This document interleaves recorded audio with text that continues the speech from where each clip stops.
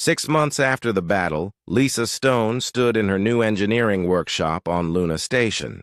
The space was 3 times larger than her old workroom, filled with advanced equipment salvaged from the alien ships. But she still kept her original plasma wrench in a place of honor on the main workbench. The Zephyrian technology had revolutionized human engineering. Gravitational field generators, plasma conduits, and energy shields were becoming standard equipment on new ships. Earth's defense fleet was already building vessels that could match anything in the galaxy. Lisa preferred working with the alien prisoners. They were excellent engineers once you got past their arrogance.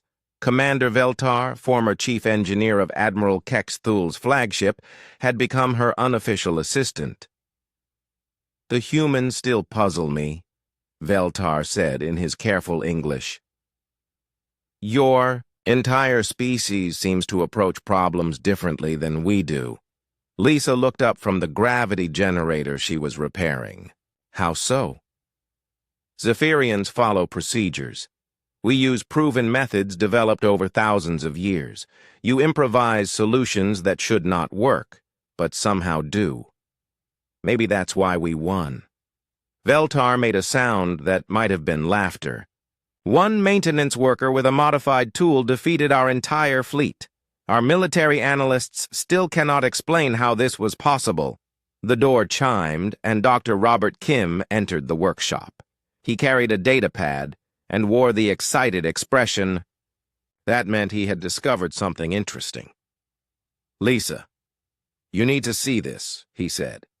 "The intelligence teams have been interrogating Admiral Kex Thul. We finally know why the Zephyrians attacked Earth."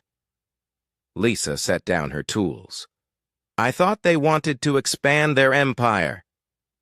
"That's what we assumed, but it's more complicated." Dr. Kim activated his data pad. "The Zephyrians have been watching human space for 50 years. They were afraid of us." "Afraid?" "They had 500 ships. Not afraid of our military. Afraid of our potential. Listen to this recording." Admiral Kex Thul's voice came from the speaker. Even in defeat, he sounded proud and defiant. "Humans are dangerous because they do not think like civilized species. They modify technology in ways that violate basic engineering principles. They take risks that no sane being would consider. We had to stop them before they became too powerful." Dr. Kim paused the recording. He goes on to describe human chaos engineering as a threat to galactic stability. "The Zephyrians wanted to conquer us before we could spread our unpredictable methods to other worlds." Lisa smiled. "So they were afraid we might teach other species to think for themselves." "Exactly. And your victory proved their fears were justified. Word has spread throughout the galaxy about one human engineer defeating their entire fleet. Other species are starting to ask questions about Zephyrian superiority." Veltar nodded slowly. "The Empire is having trouble with rebellions on several worlds. Species that accepted conquest for centuries are suddenly building their own versions of human technology." "Good," Lisa said firmly. "Nobody should have to live under someone else's boot." She returned to her work on the gravity generator.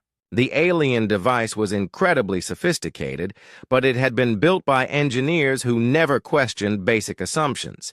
A few simple modifications would make it twice as efficient. The door chimed again. This time, Danny Carter entered, followed by a group of young engineers. They were students from Earth's technical academies, here to learn about Zephyrian technology. "Attention, everyone," Danny announced. "Chief Engineer Stone will now demonstrate proper field generator maintenance."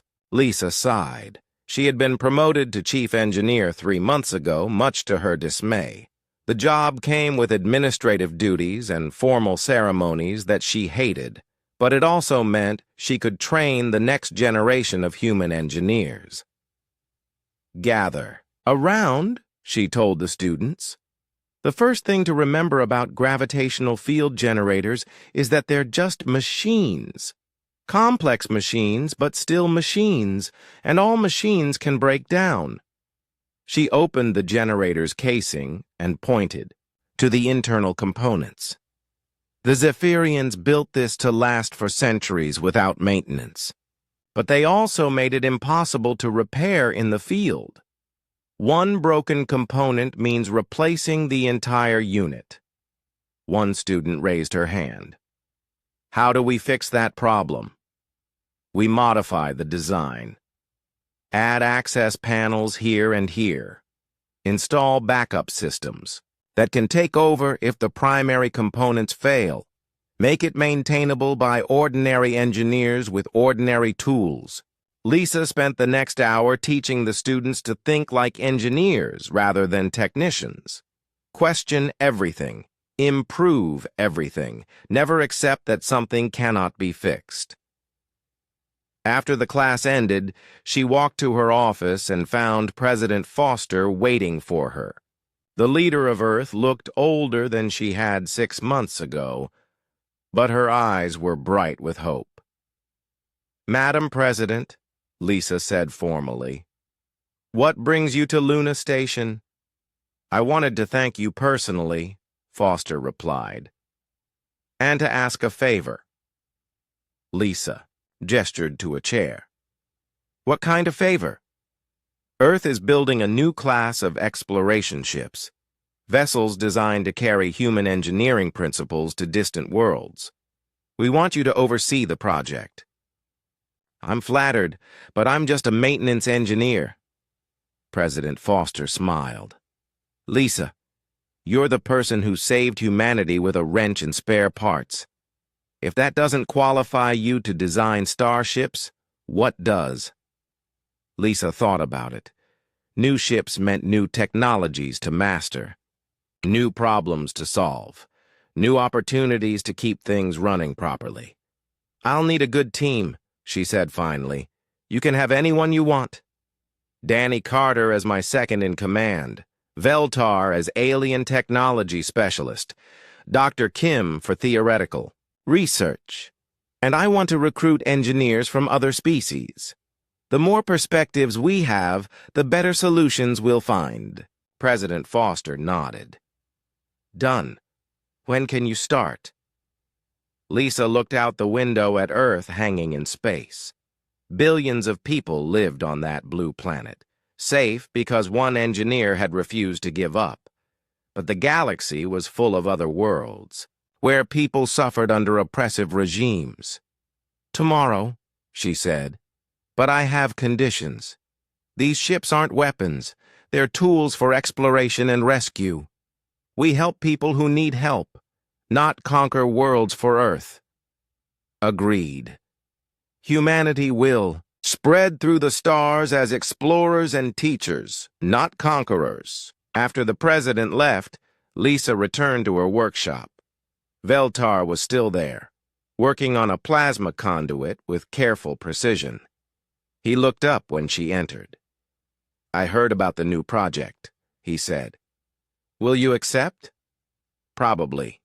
It sounds like the kind of problem that needs fixing. May I ask to join your team? I have learned much about human engineering methods. Perhaps I can teach them to other species. Lisa smiled and handed him her original plasma wrench. Welcome aboard, partner. First lesson, never trust a machine that can't be fixed with basic tools. Veltar examined the simple device with the reverence of a religious artifact. This unremarkable tool had brought down the mighty Zephyrian Empire and changed the course of galactic history. I will remember this lesson, he said solemnly. Outside the workshop, Luna Station hummed with quiet efficiency. The fusion reactor provided power to millions of people, maintained by engineers who understood that someone had to keep the lights on. In shipyards throughout human space, new vessels took shape. They carried gravitational field generators and plasma conduits, but they also carried something more important: They carried the human approach to problems. Never give up, never accept defeat, and always keep a good wrench handy. The galaxy was a big place, full of species who had forgotten how to dream of something better. But now they had teachers coming. Engineers who believed that any problem could be solved if you just hit it in the right place with the right tool. Lisa Stone picked up her wrench and went back to work. There were always things that needed fixing, and she was very good at her job. The legend of the angry woman with a wrench had only just begun. The gravitational field network collapsed completely as Lisa's interference signal spread through the alien formation. Ship after ship lost power as their advanced systems failed one by one. The proud Zephyrian fleet found itself helpless in the darkness of space. Admiral Kexathul gripped his command chair as his flagship shuddered and went dark. Emergency lighting cast red shadows across the bridge. His officers rushed between control stations, trying to restore power to critical systems. Engineering report, he ordered. Gravitational generators are offline, Admiral. The field network has completely destabilized. We cannot restore primary power without rebuilding the entire system. Kexthul had conquered 12 worlds for the Zephyrian Empire. He had never seen technology fail so completely. How is this possible? What weapon did the humans use? Unknown, sir.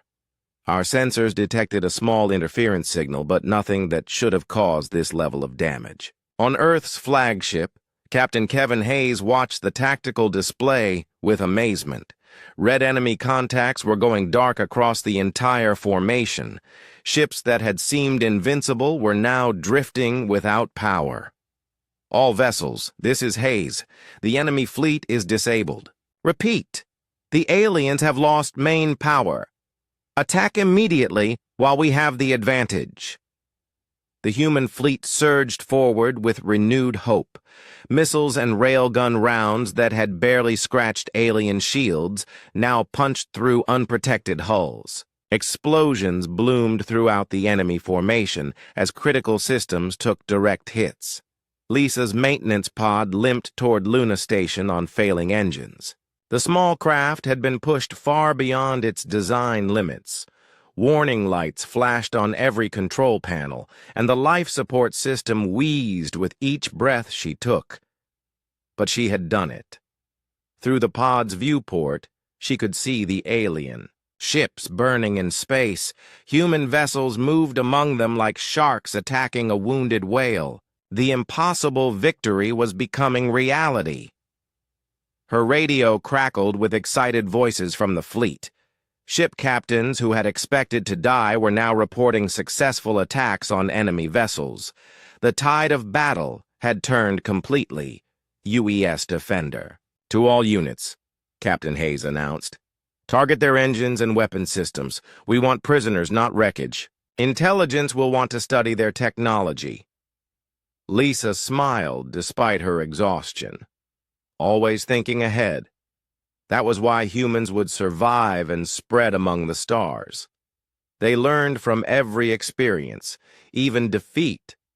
Her pod's oxygen alarm started beeping. The recycler had finally given up, poisoned by too much carbon dioxide. She had maybe 20 minutes of breathable air left. Luna Station was still an hour away at her current speed. She pushed the engines past the red line, ignoring the overheating warnings. Steam filled the cockpit as coolant lines ruptured. The pod would probably fall apart before she reached safety, but it just needed to hold together a little longer. Meanwhile, the battle continued around the crippled alien fleet. Human ships systematically destroyed weapons and engines while avoiding life support systems. They wanted the aliens alive to answer questions. Admiral Kexathul activated his ship's emergency communicator. All vessels abandon ship. Repeat, all vessels abandon ship. Save what crew you can. Escape pods began launching from the alien ships as their commanders gave up hope of restoring power. the proud Zephyrian military, used to easy victories, had no experience with this kind of defeat. Some alien captains chose to fight to the end. They activated self-destruct systems rather than face capture. Bright flashes marked the deaths of ships and crews who preferred destruction to surrender. But most aliens chose to live. Hundreds of escape pods scattered throughout the battle zone. Human rescue ships moved to collect them, following the laws of war even against an enemy who had threatened genocide. Lisa's pod finally reached Luna Station's docking bay. The engines died just as she touched the landing pad. She opened the airlock and breathed the sweet recycled air of home. Station security found her 20 minutes later, still sitting in the pilot's seat. Commander Helen Price arrived with medical teams and a lot of questions. "Lisa Stone, you are under arrest for unauthorized use of station equipment," Price announced. Lisa looked up at her supervisor with tired eyes. "Did we win?" "That's not the point. You stole a maintenance pod and flew into a battle zone without permission." "Did we win?" Lisa repeated. Price's expression softened slightly. "Yes. The alien fleet is destroyed or captured. Earth is safe." "Good. Then arresting me can wait until I finish my shift. The reactor needs new coolant filters."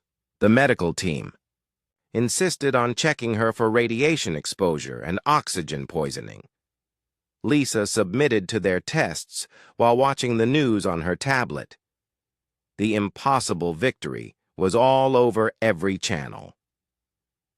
President Margaret Foster addressed the nation from the White House.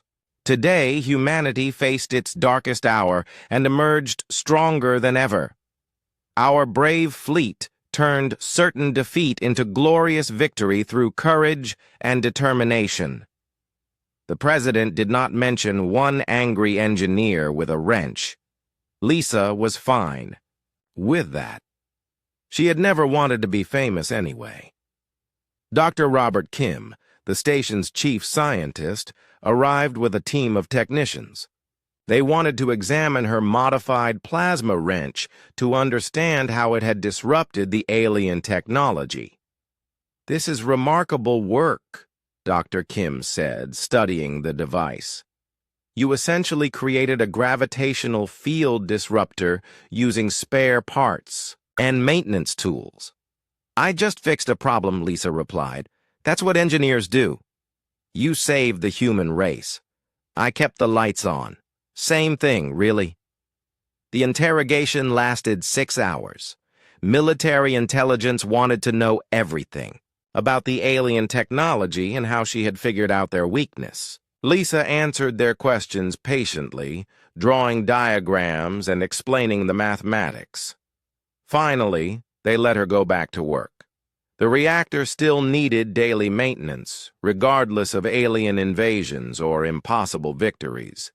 Lisa picked up her regular plasma wrench and headed for the engineering bay.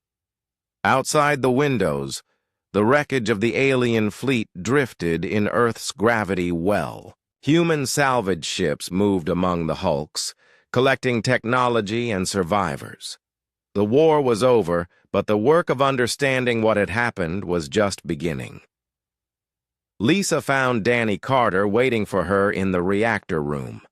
Her supervisor had returned on the first transport after hearing about the victory. "I'm sorry I left," he said quietly. "You had a family to think about. I understand. Still, I should have stayed." "Someone needs to help you keep this place running." Lisa smiled and handed him a wrench. "Well, the reactor does need new coolant filters. Think you can remember how to change them?"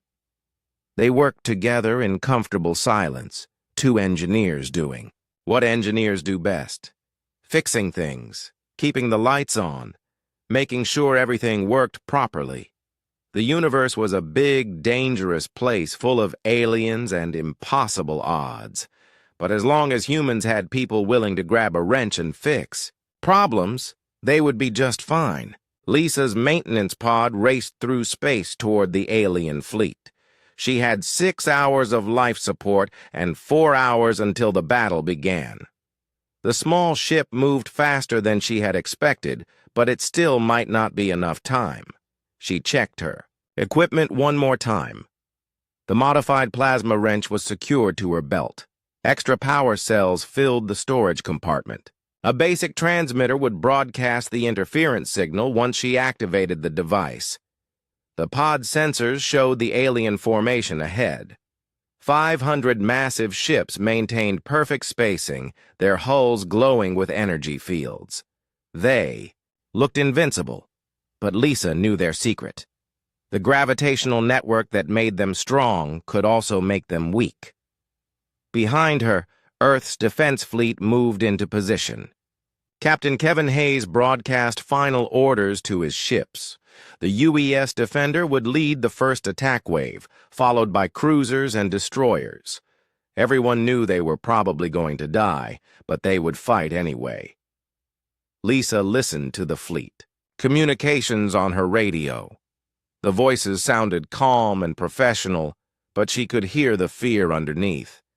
50 ships against 500. Brave people facing impossible odds. All units, this is Captain Hayes. The voice crackled through her speakers. We fight today not just for Earth, but for every human who ever dared to dream of the stars. Whatever happens, we will not go quietly. The alien fleet began changing formation. Admiral Kexathul ordered his ships to spread out for the attack. The Zephyrians had fought many battles and conquered many worlds. They expected this one to end quickly.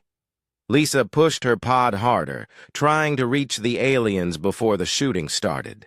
The maintenance craft was not built for high speed, but she managed to squeeze extra power from the engines. Steam rose from overheated components, but everything held together. A group of alien fighter ships detached from the main fleet. They moved toward Earth's defensive line, preparing to clear a path for the larger vessels. Lisa watched them pass. Nearby, their blue hulls gleaming in the sunlight. One fighter pilot noticed her pod on his sensors. The small craft looked like debris or maybe an escape pod. Nothing important. The pilot ignored it and continued toward his target.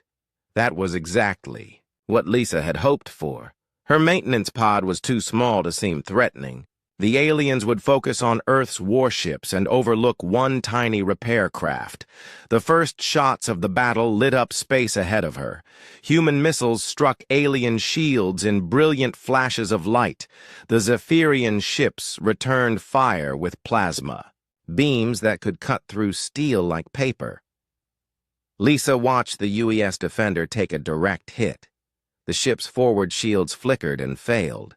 Captain Hayes ordered evasive maneuvers, but the big cruiser could not avoid all the incoming fire. More human ships exploded in balls of flame and expanding gas. The aliens were winning, just like everyone had predicted. Their superior technology and overwhelming numbers made the outcome certain. But Lisa had a plan. She reached the edge of the alien formation and activated her pod stealth systems. The small craft went silent, drifting like a piece of space junk. Her life support switched to minimum power to avoid detection. The nearest alien ship was 3 kilometers away. Lisa could see gun turrets and shield generators covering its blue hull. Energy fields shimmered around the vessel like heat waves on a summer day. She suited up and prepared to leave the pod. The maintenance airlock was designed for external repairs, not combat operations, but it would have to do. Lisa clipped her safety line to the pod and pushed herself into space.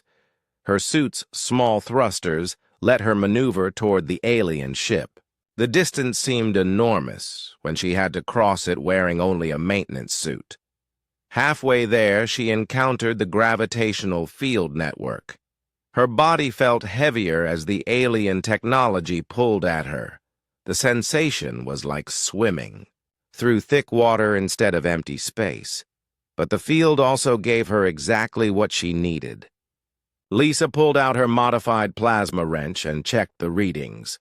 The gravitational generators were operating at full power, maintaining the network that protected the entire fleet. She found what she was looking for, a field junction where 3 gravitational beams intersected. The math had predicted this would be the most vulnerable point in the network. Disrupt the fields here, and the effect would spread throughout the formation.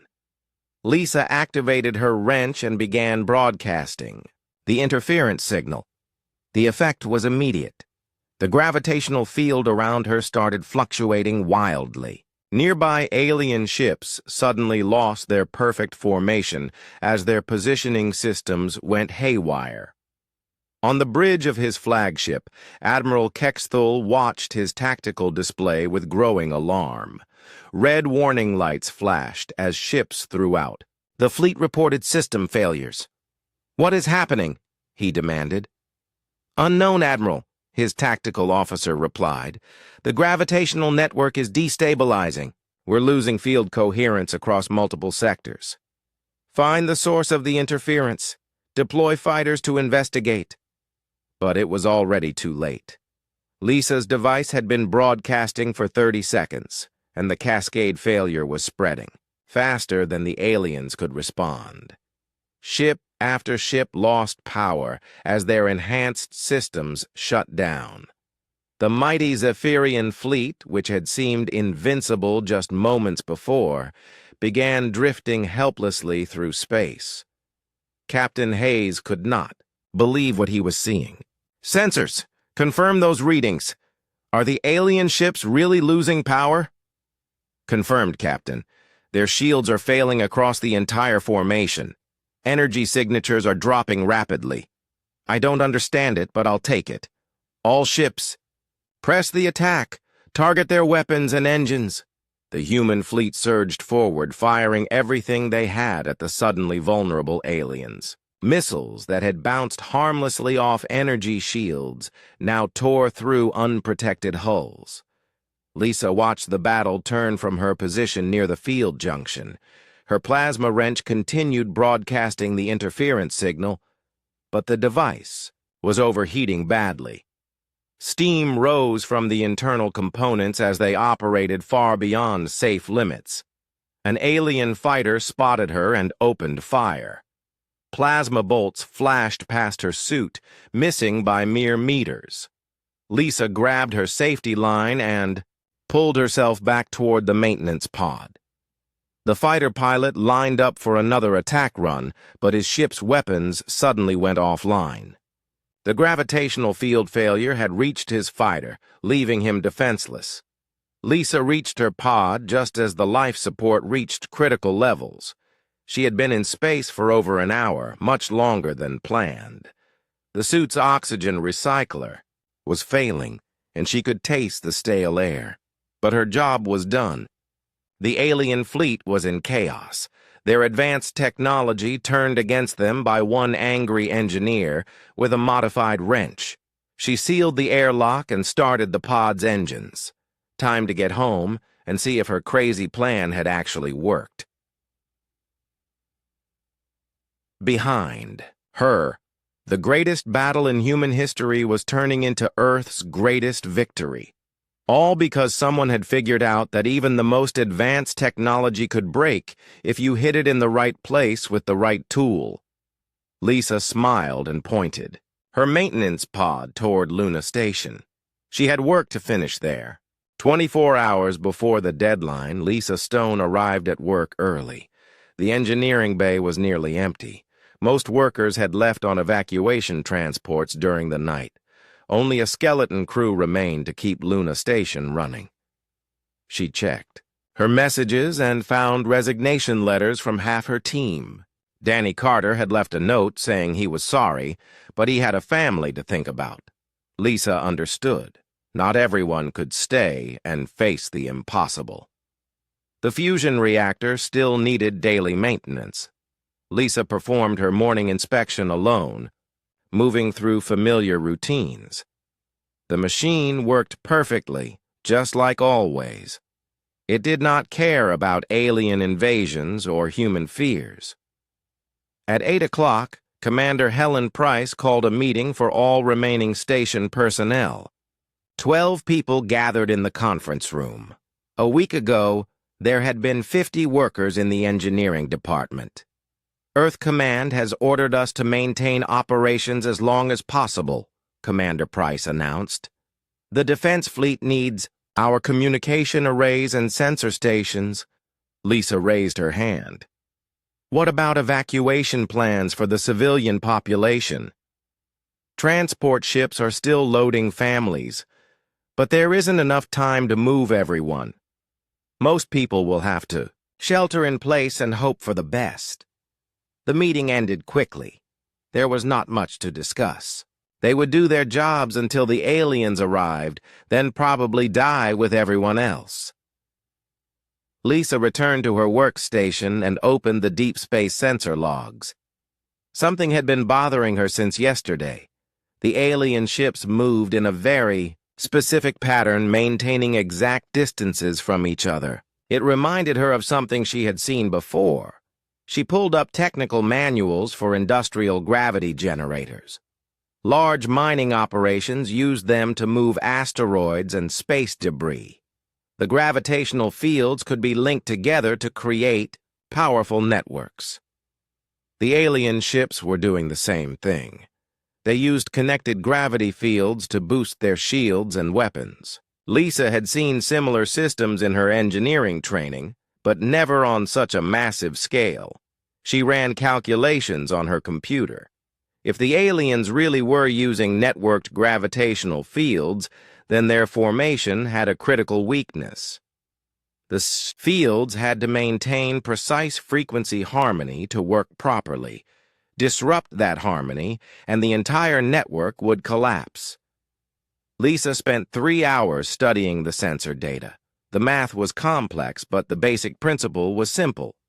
Every gravitational field generator had a natural resonance frequency. Apply the right interference pattern, and you could make the whole system unstable. She grabbed her tablet and ran to Commander Price's office. "I need to speak with Earth Command immediately," she said. "About what?" Price asked without looking. "Up from her paperwork. The alien ships. I figured out how their technology works. There's a way to disrupt their formation." Price finally looked at her. "Lisa, you're a maintenance engineer. Military tactics aren't your specialty. This isn't tactics. It's engineering. Their ships use linked gravitational fields. I can show you the resonance patterns. I'm sure Earth Command has their own experts analyzing the alien technology." Lisa felt frustration building in her chest. "Just let me talk to them. What's the worst that could happen?" "The worst that could happen is we waste valuable time on theories from someone who fixes toilets for a living." The word stung, but Lisa did not give up. "I don't fix toilets.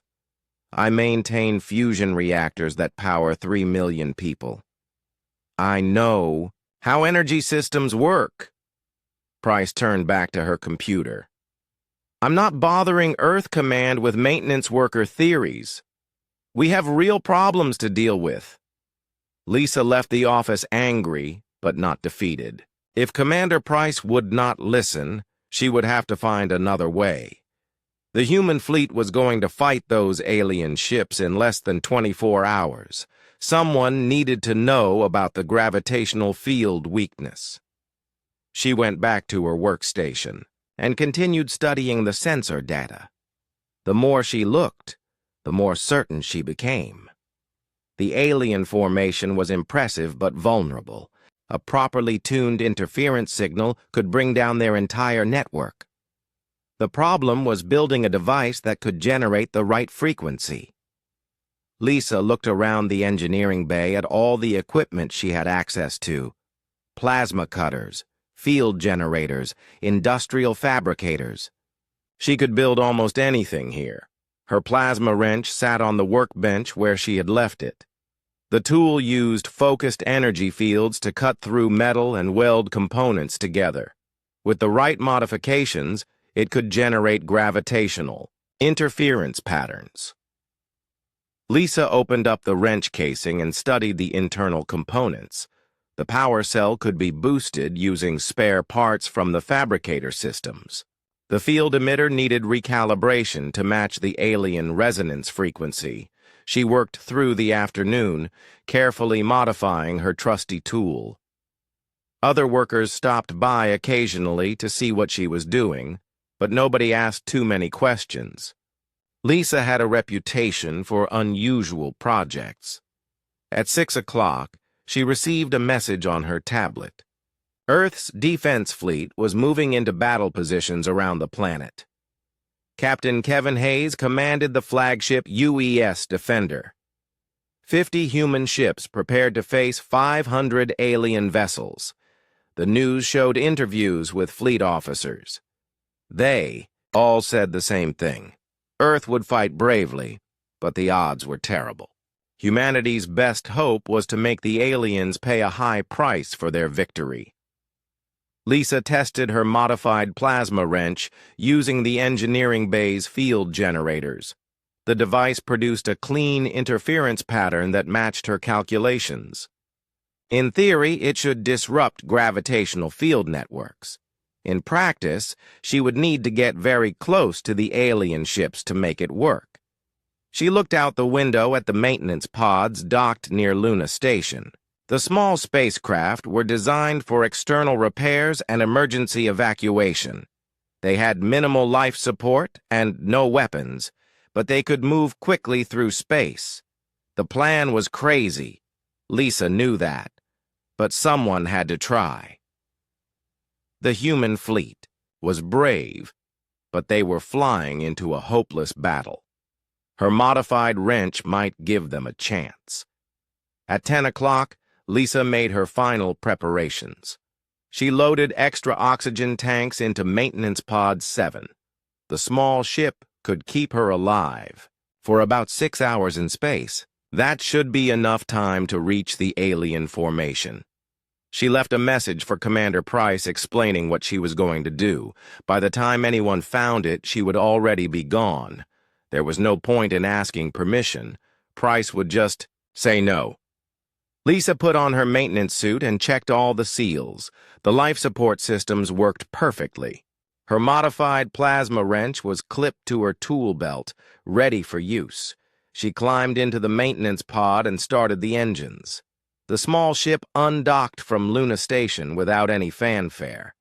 Nobody noticed one tiny craft leaving the moon.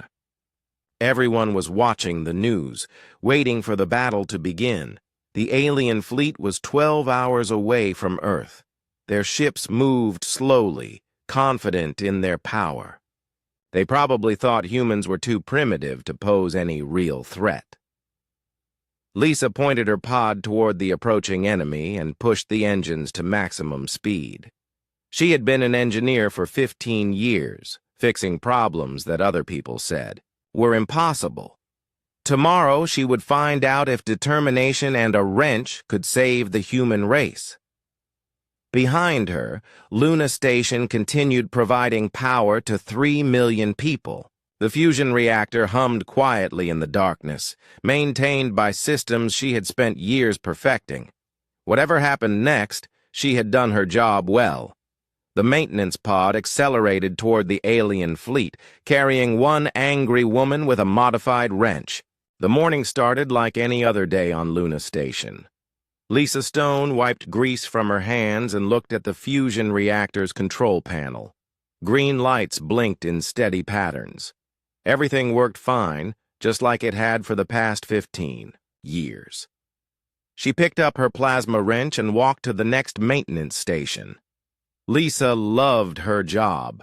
She kept the station running when things broke down. The reactor provided power to 3 million people living on Luna. Without her work, they would all freeze in the cold of space. She took pride in keeping everyone safe and warm. The alarm started at 9:30 in the morning. Red lights flashed throughout the engineering bay. Lisa dropped her wrench and ran to the main console. Her supervisor, Danny Carter, was already there, his face pale with worry. "What's happening?" Lisa asked. Danny pointed at the screen.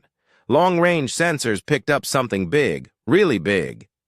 Lisa looked at the display. 500 dots appeared on the edge of human space. Each dot was bigger than Earth's largest battleship. They moved in perfect formation toward the solar system. "Those aren't human ships," Danny said quietly. Before Lisa could answer, every screen on Luna Station changed. A strange face appeared on all the monitors. It had blue skin, 4 eyes, and sharp teeth. When it spoke, the voice was cold and harsh. "People of Earth," the alien said, "I am Admiral Kex Thule of the Zephyrian Empire. Your time as a free species has ended." Lisa felt her stomach drop. First contact with aliens was supposed to be peaceful. This was not peaceful. "We have destroyed 3 of your mining stations as a demonstration," the alien continued. 2,000 humans died in 30 seconds. This is the power we bring to your world. The screen showed images of the Outer Rim mining stations. They were gone. Nothing remained but twisted metal and frozen bodies floating in space. Lisa knew some of those miners, good people with families. "You have 72 hours to surrender," Admiral Kexthul announced. "Lay down your weapons. Submit to Zephyrian rule. If you refuse, we will destroy every human settlement in this system. No one will survive." The transmission ended. The screens went back to normal station operations. But nothing felt normal anymore. Danny sat down hard in his chair. 500 ships, he whispered. "We only have 50 ships in the entire defense fleet." Lisa walked to the window and looked out at Earth. The blue planet hung in space like a jewel. Billions of people lived down there. They had no idea what was coming. Her tablet beeped with an emergency message. Earth Command was calling all military personnel to active duty. The president would address the nation in 1 hour. Civilian evacuation plans were being reviewed. "We should pack up and leave," Danny said. "Get on the next transport to the outer colonies." Lisa shook her head. "Someone has to keep the reactor running. If we leave, Luna Station loses power. 3 million people live here." "Lisa, be realistic. If those aliens attack, everyone dies anyway. At least we can save ourselves." She picked up her plasma wrench again.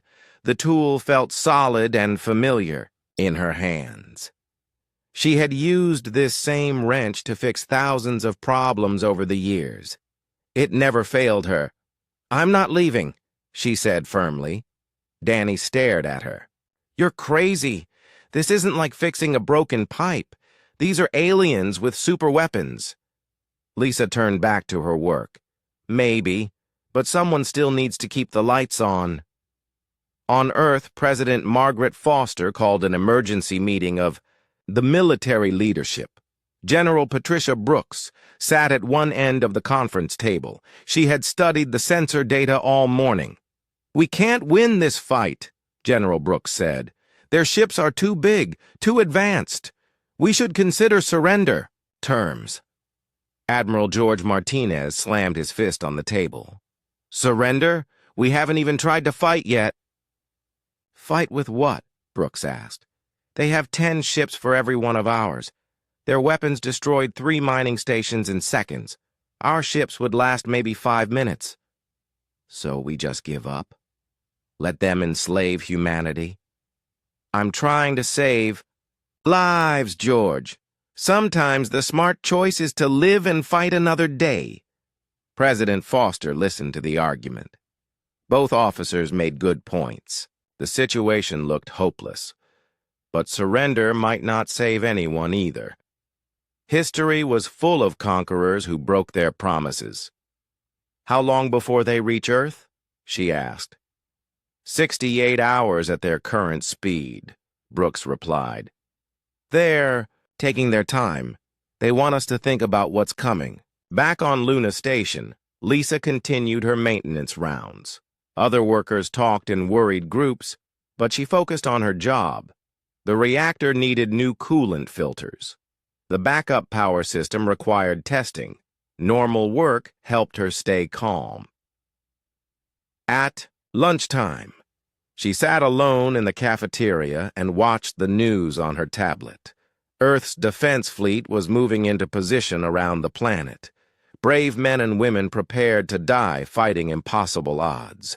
The reporters interviewed military experts, who all said the same thing. Humanity had no chance. The alien technology was too advanced. Earth's only hope was that the aliens might show mercy to a defeated enemy. Lisa finished her sandwich and went back to work. She had 6 more hours left in her shift. The reactor would get a complete inspection whether aliens invaded or not. Some things mattered more than fear. Danny found her in the lower maintenance tunnel at 5 o'clock.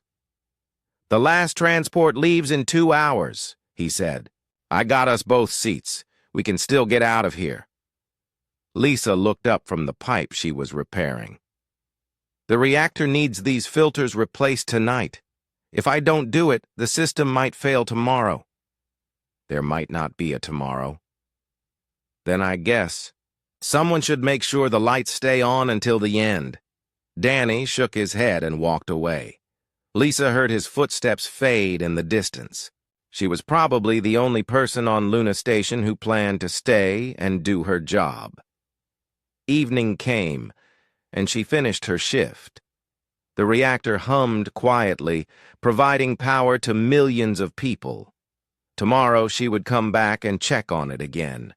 That was her job, and she was good at her job. Outside the window, 500 alien ships moved closer to Earth. In 60 hours, they would arrive and demand humanity's surrender. Armies of aliens with advanced weapons and superior technology. Lisa cleaned her plasma wrench and put it in her toolkit. She would need it tomorrow.